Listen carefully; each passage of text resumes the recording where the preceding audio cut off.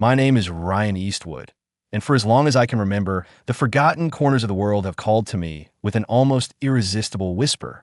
It started innocently enough, a childhood fascination with the derelict, the abandoned, the places time had forgotten. My earliest adventures involved sneaking into an old, boarded-up Victorian house at the edge of my hometown, its dusty rooms and creaking floorboards telling silent stories of lives once lived. From there, it escalated.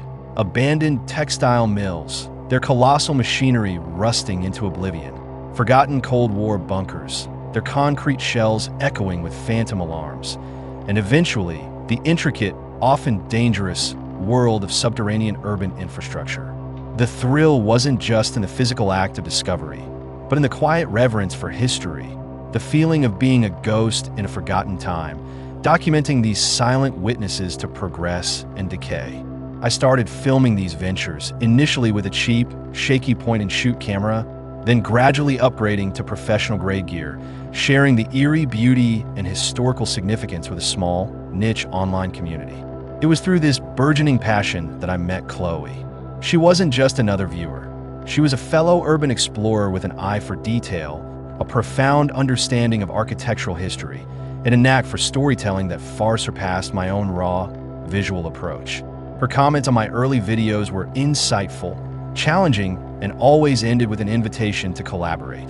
Our first joint expedition was into an old, decommissioned power plant, a colossal skeleton of steel and concrete.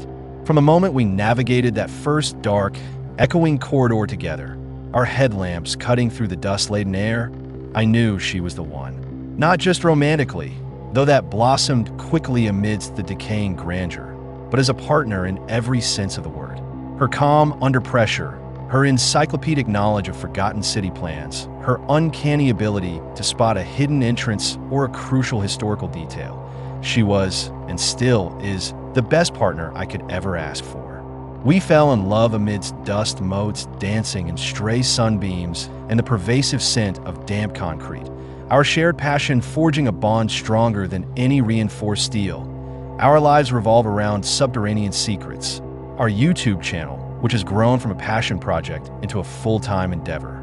Our everyday routine is a chaotic but deeply fulfilling dance, a blend of meticulous planning and spontaneous adventure. Mornings are typically for coffee, strong, black, and plentiful, followed by hours hunched over our dual monitors, editing the raw footage from our last delve, adding Chloe's insightful narration and my carefully selected atmospheric music. We brainstorm new locations over lunch, often sketching out potential routes on old city maps spread across our kitchen table. Afternoons are spent immersed in research, poring over dusty city archives, cross-referencing demolition records, studying forgotten blueprints, and even interviewing retired city workers or historians who might hold a key to a hidden passage. Evenings are dedicated to planning our next expedition, a meticulous ritual of checking every piece of gear, headlamps, respirators, climbing ropes, first aid kits, and of course our array of cameras and drones. We discuss potential hazards, emergency exits, and contingency plans until the early hours. Chloe handles the intricate historical research and crafts the compelling narratives that transform our visuals into stories, while I focus on the technical aspects of filming, drone operation, and navigation through complex environments. Our life is a constant pursuit of the unknown, a thrilling blend of historical detective work and adrenaline-fueled exploration, all shared with a growing community of fellow enthusiasts who live vicariously through our lens, drawn by the allure of the hidden world beneath their feet. It's a demanding life, but one filled with purpose, discovery, and the unwavering support of the person who understands me better than anyone. Life was good, predictable in its unpredictability, a comfortable rhythm of discovery and documentation. We had just wrapped up a series on the forgotten tunnels beneath the old railway station, a fascinating but ultimately mundane exploration of brick and mortar when the anonymous email arrived. It landed in our Subterranean Secrets inbox late one Tuesday night, its subject line stark and unsettling, unmapped. My initial reaction was skepticism. Viridian City's sewer system, while vast and complex, was extensively mapped, a labyrinth we knew intimately from countless previous explorations. But then I opened the email. The body contained a grainy, almost indecipherable photo, taken in near total darkness, of what looked like an impossibly wide, ancient conduit, unlike any modern pipe or Victorian brickwork. Below it, a set of precise coordinates that pointed to an obscure, long-forgotten section of the city's Victorian-era sewer system, deep beneath the old foundry district. Newly discovered, the email read, in stark, unpunctuated text, and unlike anything you've seen, it waits. My skepticism warred with a prickle of intrigue. Chloe, ever the more adventurous, leaned closer, her eyes narrowing as she traced a line on an antique Viridian city map we kept pinned to our wall. "This isn't just any sewer, Ryan," she murmured, her voice hushed with a new kind of excitement. "This is near the old floodgates, a section rumored to have been sealed off after the Great Deluge of 1888. The legends say it was too dangerous, too unstable to ever reopen. No one's been in there since. The mystery was too tantalizing to ignore. This wasn't just another abandoned building or a forgotten railway tunnel. This was a potential blank space on Viridian City's historical canvas, a true subterranean secret waiting to be unearthed, a place untouched by human hands for over a century. We knew, with a shared glance that spoke volumes, that this would be our next big video, a potential game changer for the channel, a true deep dive into the unknown. The air hung heavy and humid, thick with the familiar, earthy stench of the main sewer line as we lowered ourselves into the gaping maw of the access shaft in the old foundry district. Our powerful headlamps, usually more than sufficient, cut through the oppressive gloom, illuminating the slick, algae-coated walls that dripped with condensation. Chloe, ever the professional, began to narrate our descent for the camera, her voice calm and steady despite the echoing drips and distant gurgles that filled the confined space. "All right, folks," she began, her voice resonating slightly in the concrete tunnel. "We're entering the old South Side Collector." Our anonymous tip led us to a rumored sealed-off section, supposedly untouched for over a century. "We're hoping to find a true piece of forgotten history down here." I followed, my own camera trained on her, then panning slowly to the grimy surroundings, capturing the atmospheric dread that always accompanied our initial entry into these dark places. It was business as usual, the damp chill and the pervasive scent of decay, a strange, comforting familiarity. We navigated the well-known passages, our boots splashing rhythmically through the shallow, murky water, the sounds echoing eerily in the confined space. After about 20 minutes of steady progress, consulting our maps and GPS, we reached a section marked on our antique map as collapsed access. But instead of a solid wall of rubble, as the old blueprint suggested, there was a narrow, almost imperceptible gap, partially obscured by a rusted iron grate that looked like it hadn't been touched in decades, its bolts fused with corrosion. "This is it," Chloe whispered, her voice tinged with a new, almost breathless excitement that quickly morphed into something else.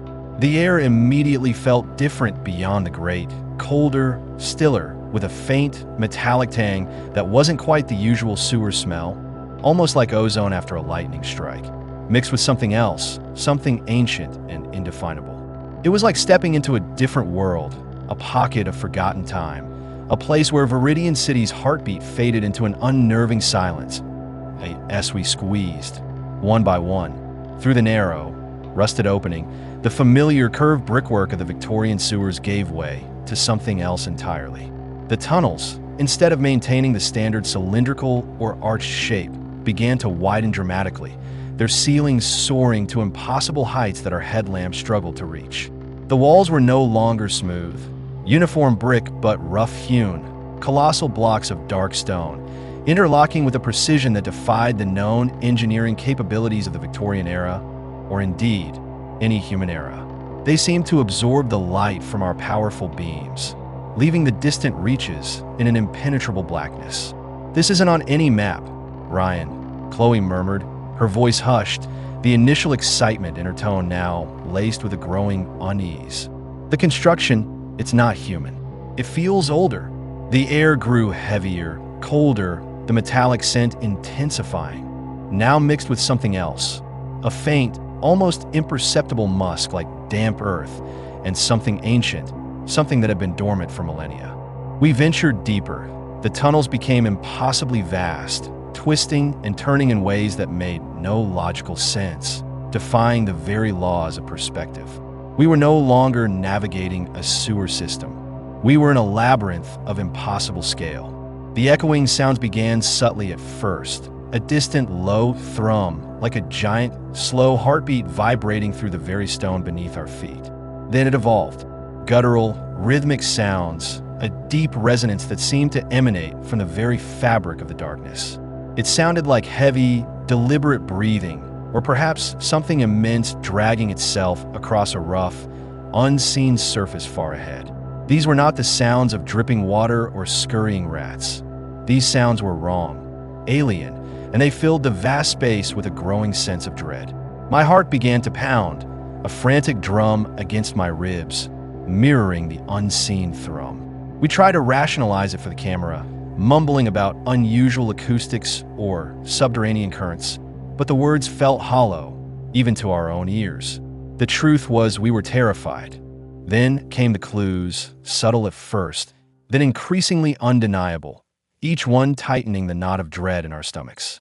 Along the vast, uneven walls, we started noticing strange markings. They weren't graffiti or utility symbols. They were intricate, almost organic-looking carvings, swirling patterns that seemed to writhe and contort, hinting at grotesque, non-human forms. They were ancient, worn smooth in places by the passage of time or something else, but undeniably deliberate, etched with a purpose we couldn't fathom.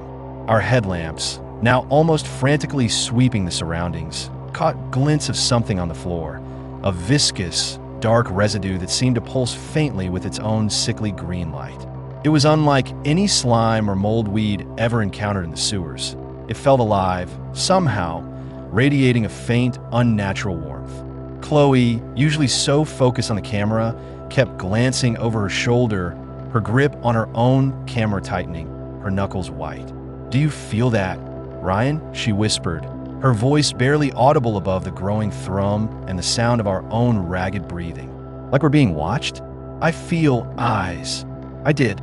A prickling sensation on the back of my neck, the undeniable feeling of unseen eyes following our every move, a predatory gaze from the impenetrable darkness. The air grew colder still, an unnatural chill that seemed to emanate from the very stone, and the metallic, musky scent became stronger, almost overwhelming, clinging to our clothes and skin. We pressed on, drawn by an irresistible, morbid curiosity, a desperate need to understand, our professional detachment eroding with every terrifying step. The desire for a groundbreaking video was slowly being replaced by a primal need for answers, even if those answers promised only horror. And then we found it. The seemingly endless tunnel opened abruptly into a cavern, not just large, but truly colossal, its ceiling lost in the inky blackness above, beyond the reach of our most powerful beams. It was an ancient, untouched chamber, a place that felt utterly alien, a void within the earth. Its architecture was cyclopean, made of a dark, obsidian-like material that seemed to drink the light from our powerful headlamps, rendering them almost useless against its oppressive darkness. The angles were unsettling, defying conventional geometry, twisting the space into something both grand and horrifying, a structure that felt impossible for any human civilization to have conceived, let alone built. The walls were adorned with intricate, disturbing carvings, not the subtle patterns from the tunnels, but full, horrifying depictions. They showed multi-limbed entities, vaguely insectoid, yet undeniably intelligent, engaged in grotesque rituals, sacrificing unknown beings to a swirling void. It was a history that clearly predated humanity, a forgotten pantheon of horrors etched into the stone, a narrative of cosmic dread. My stomach churned, a cold wave of nausea washing over me. This wasn't just old. It was ancient and deeply, profoundly wrong. This was a place where sanity frayed at the edges. Then, the undeniable evidence of life, fresh and horrifying. Fresh, deep claw marks gouged into the obsidian floor and walls, impossibly large, as if something enormous had dragged itself across the surface, leaving trails of destruction.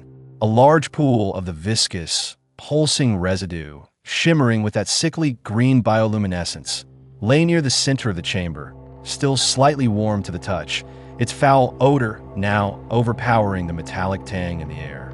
And from a specific point in the chamber, a lingering, unnatural cold emanated, a chill that seemed to seep into our very bones, a cold that felt alive, malevolent.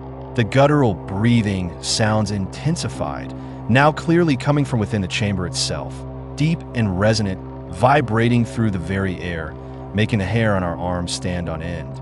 The unnatural cold became suffocating, stealing the breath from our lungs, making it hard to think, to move. The presence in the chamber became undeniable, palpable, a crushing weight in the darkness, a predatory awareness that settled over us like a shroud. We realized, with a sickening jolt that sent ice through my veins, that we were not alone, and whatever was there had been waiting for an intruder for centuries, its ancient slumber disturbed by our unwitting intrusion. From the deepest shadows, where the obsidian walls seemed to merge with the void, the entity emerged.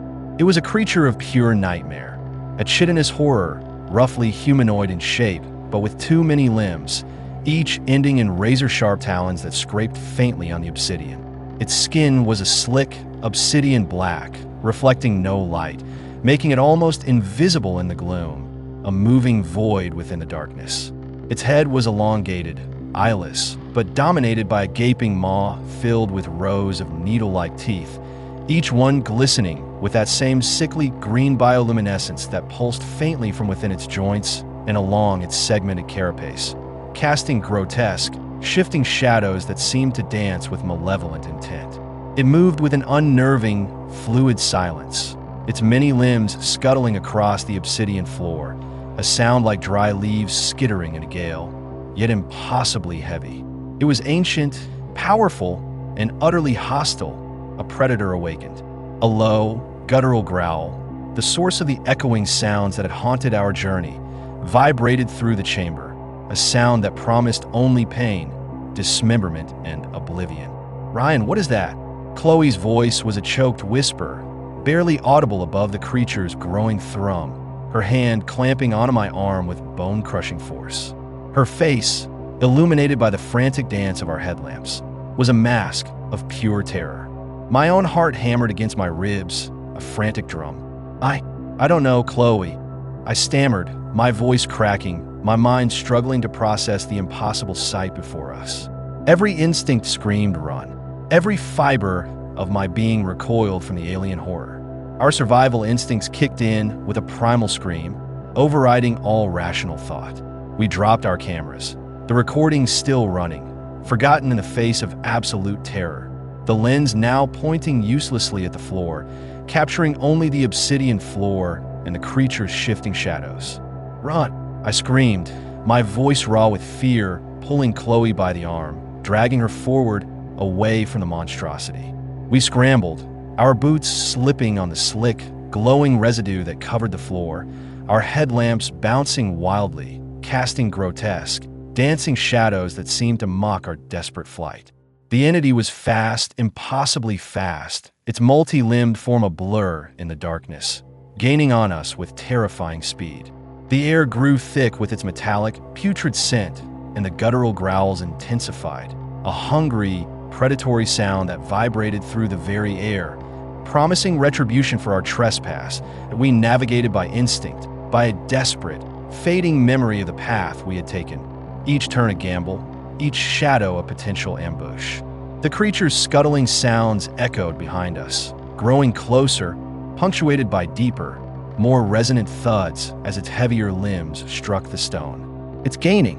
Chloe shrieked, her voice thin with panic, glancing over her shoulder. I could feel the unnatural cold emanating from it, a tangible presence on my back. At one point, Chloe stumbled, her foot catching on an uneven stone, sending her sprawling. The creature lunged, its talons extended, a flash of sickly green light illuminating its needle-like teeth. "No!" I roared, throwing myself forward, shoving her clear with all my might. I felt the brush of cold, chitinous skin, the horrifying proximity of its razor-sharp claws against my forearm as I narrowly avoided its grasp. A searing pain shot through my forearm, a deep, burning scratch that immediately began to throb with that same unnatural cold, as if the very touch had infected me with its alien chill. We couldn't stop. We scrambled back to our feet, fueled by pure, unadulterated terror. The creature's hungry growls chasing us through the impossible labyrinth, its presence a suffocating weight in the darkness. We scrambled, our lungs burning with every ragged breath, the sounds of the entity always close behind, a relentless, guttural echo in the vast tunnels. The labyrinth seemed to actively resist our escape, the passages shifting and disorienting us, making every turn feel like the wrong one, every shadow a potential ambush. We abandoned most of our equipment, tripods clattering, extra lights bouncing and rolling into the darkness, even our secondary cameras. In our desperate flight, the metallic sound swallowed by the echoing void. My arm throbbed where the creature had grazed me, a cold, numb sensation radiating from the deep scratch, more unsettling than any physical pain. Chloe, usually so composed, was panting, her face pale and streaked with grime, but her eyes were wide with a fierce, desperate determination. We pushed each other on, a silent pact forged in terror, each glance a desperate plea for the other to keep moving. Finally, after what felt like an eternity of blind, heart-pounding terror, a faint glimmer of light appeared ahead. Not the oppressive darkness of a labyrinth, but the familiar, if still grim, artificial glow filtering from the Victorian sewer system. We burst through the narrow opening, gasping for breath, our bodies aching, our minds reeling from the impossible horror we had just witnessed. We scrambled up the rusted ladder, our muscles screaming in protest, emerging into the cool, damp night air of a derelict alleyway in the old Foundry District, far from where we had entered. Viridian City's lights a blurry halo against the sky. The familiar urban sounds, distant sirens, the steady hum of traffic, the murmur of the city, were a jarring, almost painful contrast to the suffocating silence of the depths we had just escaped. We collapsed onto the grimy pavement, gasping for breath, our bodies trembling uncontrollably, the adrenaline slowly draining away, leaving behind a profound, bone-deep exhaustion that we were safe physically, but deeply, irrevocably traumatized. My arm ached, the cold, strange numbness radiating from the scratch, a constant reminder of the creature's touch. Most of our equipment was lost, abandoned in our desperate flight, a small price to pay for our lives. But then, a small miracle amidst the wreckage of our sanity. Chloe's primary camera, the one she had been holding when the entity first emerged, had been flung clear during our escape and lay amidst some discarded rubble. Its casing cracked, but miraculously, its memory card intact. We returned home, our apartment feeling strangely alien after the horrors we had witnessed. The mundane comforts of our living room unable to dispel the lingering chill of the labyrinth. We sat in silence for hours, the only sound the soft whirring of my computer as I transferred the footage. Then, with a morbid fascination, we watched it, reliving the nightmare frame by agonizing frame. The entity was clearly visible in the low light, its obsidian form unmistakable, its grotesque features horrifyingly clear, its movements unervingly silent. We had proof, undeniable, tangible proof of something that defied all known science, all accepted reality. But the implications were terrifying. Who would believe us? How could we explain this to our audience, to the world, without sounding utterly insane? We considered uploading it, to warn the world, to share the terrifying truth, but the sheer terror and the cosmic implications of what we found made us hesitate. Could we really unleash this chaos, this panic, upon an unsuspecting world? Or worse, could revealing it prematurely bring the entity's attention to the surface? To us? Then the twist. As we reviewed the footage for the 10th time, scrutinizing every pixel, searching for any detail we might have missed in our terror, Chloe gasped a sharp, choked sound. "Ryan, look," she whispered, her voice trembling, pointing a shaking finger at the screen.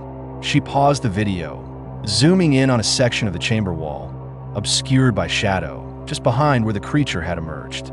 There, faded but undeniable, etched into the dark obsidian, was an ancient carving. It was a symbol, intricate and unsettling, a swirling vortex with jagged lines radiating outwards, almost like a stylized, multi-limbed star.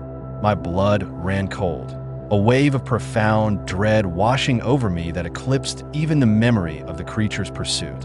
It looked eerily, sickeningly similar to a symbol we'd seen before, a quirky, recurring motif we had dismissed as a strange coincidence in several other abandoned locations we'd explored and documented for our channel. An old, forgotten asylum on the city's outskirts, its walls covered in strange, childish scrawls, but one corner of the basement had this symbol faintly etched into the concrete. A disused subway station beneath the financial district, a forgotten maintenance tunnel, where the symbol was painted crudely on a rusted door. A crumbling, pre-war factory in the industrial zone, its boiler room containing a hidden alcove with the symbol carved into the stone. Each had featured a subtle, almost hidden etching of this very symbol, a detail we had noted as curious, but ultimately dismissed as urban legend or a strange coincidence. The realization dawned on us, a horrifying, sickening truth that eclipsed even the terror of the creature itself. This wasn't just one isolated entity. It was part of something far larger, an ancient subterranean network, a vast, interconnected labyrinth of forgotten horrors, and we had been unknowingly documenting its forgotten outposts all along. We hadn't just stumbled into a monster's lair. We had been tracing the edges of a hidden, malevolent world, a world that existed just beneath the thin veneer of our civilization. The story ends, not with peace, but with a new, terrifying burden. The footage of the creature and the chilling realization of the symbol's omnipresence burned in my mind. I couldn't tell Chloe about the symbol's wider implications. Not yet. The sheer scale of it, the cosmic horror, would break her. But I couldn't let it fester. I needed to act. I remembered a small, obscure veterans club in the old Docklands, a place I'd once explored for a video, known for its grizzled, no-nonsense members, former special forces, intelligence operatives, men and women who had seen the worst of humanity and stared it down. They were the kind of people who might believe what I had seen.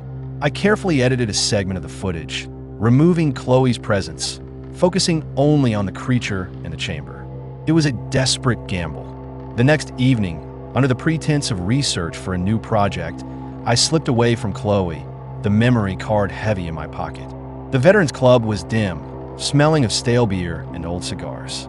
I found a few of the regulars, men with haunted eyes and quiet demeanors, and showed them the video. Their initial skepticism quickly turned to grim silence, then a terrifying understanding. They didn't question it. They had seen things, done things that defied ordinary comprehension. "What is it?" a man named Sergeant Miller, a former Delta operator, asked, his voice low and gravelly. "Doesn't matter," I replied, my voice hoarse. "What matters is it's down there. And it's ancient." We spent hours planning. They weren't fools. They knew this wasn't a mission to kill it. This was a mission to contain it, to seal it away for good. We gathered what we could: military-grade explosives, reinforced steel, and a grim determination.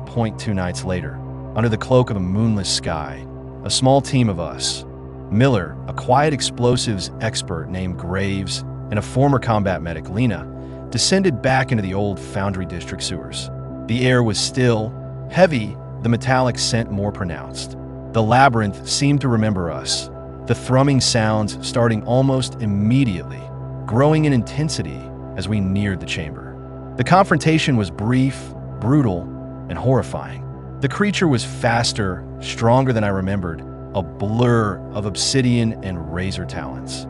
Graves managed to plant the charges, but not before the creature lashed out, tearing into Miller's leg with a sickening crunch. Lena, despite her own fear, rushed to his aid, narrowly avoiding a swipe that would have decapitated her. I fired every round from the heavy-duty flare gun I carried, hoping to disorient it, to buy us time. The creature roared, a sound that vibrated through my very bones, but the flashes of light seemed to momentarily stun it. We barely made it out, dragging Miller, leaving a trail of blood and discarded equipment. Graves detonated the charges remotely, collapsing the primary entrance to the chamber, sealing it with tons of rubble and reinforced concrete we'd brought down. We then spent the rest of the night setting additional charges, creating a series of controlled collapses in the tunnels leading to the chamber, effectively burying it under hundreds of feet of rock and earth. Creating a permanent, impenetrable barrier, we emerged into the pre-dawn light, battered, bruised, and bleeding, but alive. Miller was in agony, his legs shattered, but he would live. Lena had a deep gash on her arm. I had more scratches, and the cold numbness in my forearm had spread, a constant, unsettling reminder. We dispersed without a word, each of us carrying a silent, terrible secret. I snuck back into our apartment, the first rays of dawn painting the Viridian city skyline. Chloe was still asleep, her breathing soft and even. I cleaned my wounds in the bathroom, the cold water doing little to wash away the chill that had settled deep within me. I didn't tell her. I couldn't. How could I explain the depths of that horror, the desperate, violent act I had just committed?